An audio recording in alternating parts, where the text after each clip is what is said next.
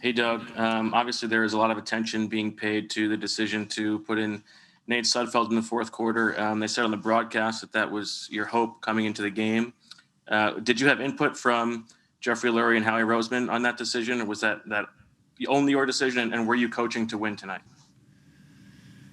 Yes, I was coaching and win to win. Yes, that was my decision solely. Nate has obviously been here for 4 years, and I felt that he deserved an opportunity to get some snaps. And listen, if there's anything out there that thinks that I was not trying to win the game, I mean, Ertz is out there, Brandon Graham's out there, Darius Slay's out there. All our top guys are still on the field at the end. So we were going to win the game. Jeff and then Dave Zangaro.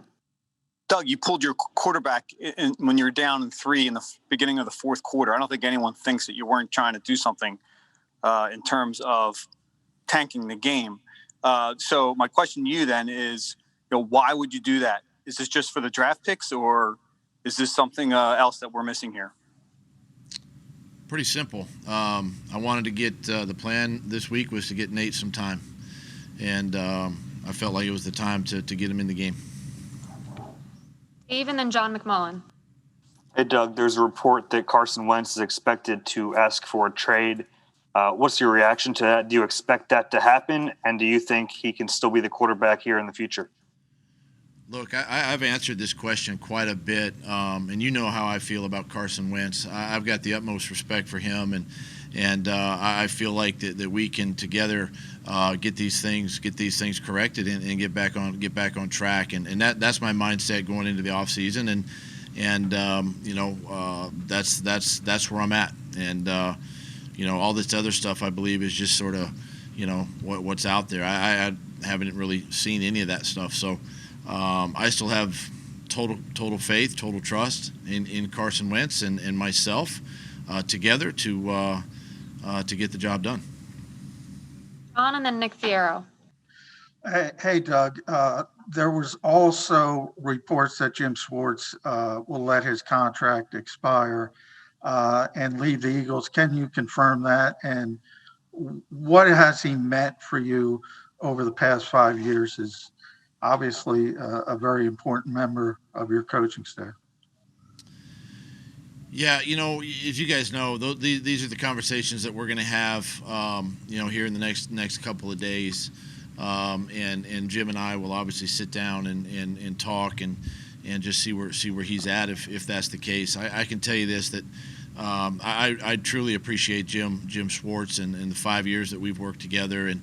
Helped the Philadelphia Eagles win a championship in 2017, and he's really done an outstanding job for us, for me, and obviously the organization. So whatever he decides moving forward, obviously I will support that, and we will have these conversations here in the next few days. Nick and then Tim McManus.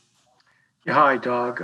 As far as Carson Wentz goes, after his rookie season, he hired a personal coach, to work with in the off season to help with a lot of things, mechanics. Would you necessarily encourage him to maybe do that again, especially if you're going to be in a situation where you might be limited again with a kind of an uncertain off season as far as person-to-person contact? These are things that players do, obviously around the league, particularly quarterbacks, and work with guys that can help work on things in the off season, because as you know, we don't have access to our players, and it's unfortunate the rules are that way, but if he can get some work in, and as long as the work is in line with what we teach and the things that we're doing to help him, then yeah, I'm all for that kind of stuff, and getting himself better. I just wish that we had an opportunity as coaches to really work with our players a little bit more in the offseason. Tim and then Jimmy Kempski. Doug, in a report specifically, it said that your relationship with Carson is fractured beyond repair.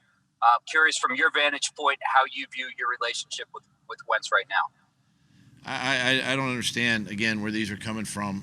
My relationship with Carson has been good. It's been professional. It's we've communicated over the last month of the season. Listen, I know he's frustrated. He was the starter, and I get that, and that's understandable. But I have so much confidence in him and myself that we can work on the things we need to work on and get it done. Jimmy and then Martin Frank. Hey, Doug. Jason Kelsey spoke pretty passionately with us a couple weeks ago about always doing everything possible to win games, no matter what your record is. And even if you're playing to win, as you say, most people wouldn't see it that way. So is there any concern about the long-term ramifications that a game like this can have on the culture of your locker room and the prideful veterans in it? No, I don't think so. I just think that, we're in a situation to get some guys in the football game and play and help us try to win this game. And Kelsey obviously he's such a great competitor and just like, all the guys, they want to win and do everything in their power who are out there playing. He's obviously a great leader, but I don't think there will be any issue with our culture moving forward. Martin and then Zach Berman. Hey, Doug. What made you want to pass up the field goal there on that 4th and goal near the end of the third quarter? And what did you think about Jalen Hurts' pass into the end zone? Was that one of the reasons why you decided to take him out too? No, that wasn't the reason why I've told you the reason why I put Nate in the game. They switched personnel, went to five bigs, 5 D linemen, put a little extra pressure on the quarterback there. We had a couple successful runs, and that's why they made their switch. So it made it a little bit harder there to run the ball, I would say credit Washington. They covered our guys pretty well. We had an opportunity there at on the 4th down, just a throw that Jalen would probably like to have back to Quez and he can make that play. But that's going to be a learning moment, I think, for all of us, and obviously for him in a situation like that. And as far as going for it, my mindset down there is when you're that close, just go ahead and continue to stay aggressive and try to score. Zach and Les Bowen. Hey, Doug, what was your last message to the team in the locker room? And these next 2-3 days, what's the plan for you? I told them that I was proud of them. It's not obviously not the season that we all had hoped for at the beginning of the year, and this team faced with a lot of adversity and a lot of scrutiny, and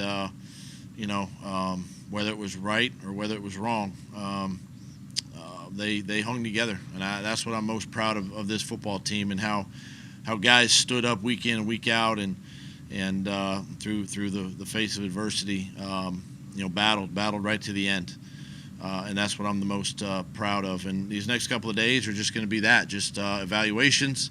We'll finish up with the players, do the exit physicals and things of that nature, and then sit down and we've got to, as a staff, we have to evaluate everything from our players to just about everything that we've done this season and get a plan for 2021 moving forward. We have time for a few more, so we'll go Les and then Daniel Gallen. Hi, Doug. Did you ask Carson about that report today? It's a pretty important report, given the stakes here. If Carson Wentz wants to be traded, did you approach him about that at all, or ask anybody else if that were the case? No.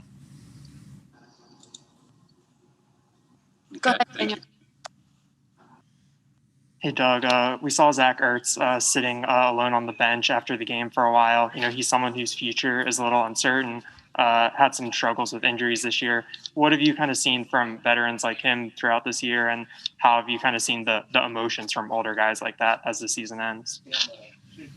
It's tough on the veteran guys. I know exactly how they feel. I've been there, and they give everything to the organization and to their teammates, and in Zach's case, it's not the season he had hoped for either. With the injuries and and the things that he dealt with this season. But he gave everything he had today and left it out there, and he battled right to the end. It's hard. It's hard when it's the last football game of this season, of 2020, and you just want to take it all in and soak up the emotion, and you think about the immediate future and your plans and as a player, and but then at the end of the day, you get back in there with your teammates and just support each other, and it's a hard thing for these guys because they put so much into each season.